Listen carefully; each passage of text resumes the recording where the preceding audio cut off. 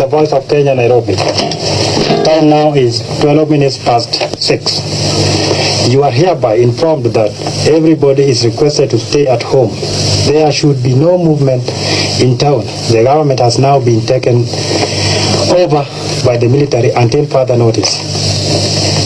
There should be no movement of persons or vehicles from one place to another. The police should now assume the role of civilian until further notice.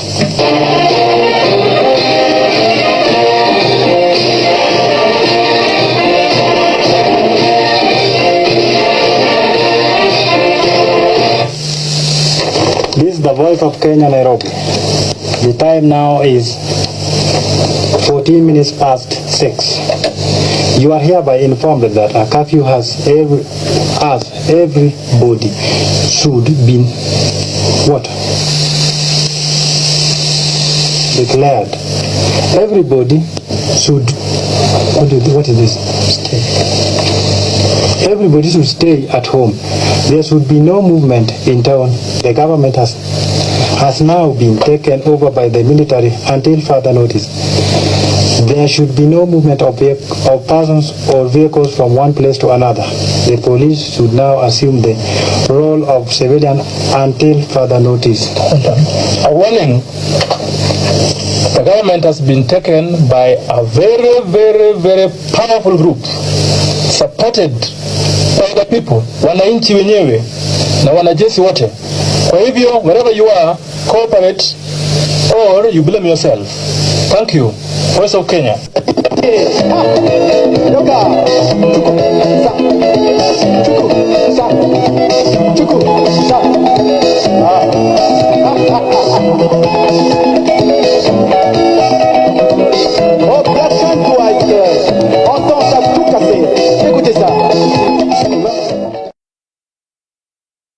My dear countrymen, here is an announcement.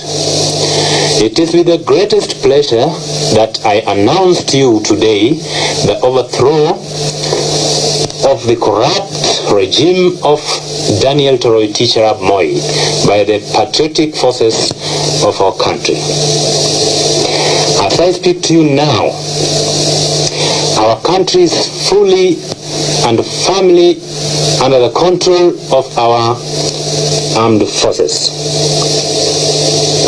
Every care has been taken to make the revolution as bloodless as possible.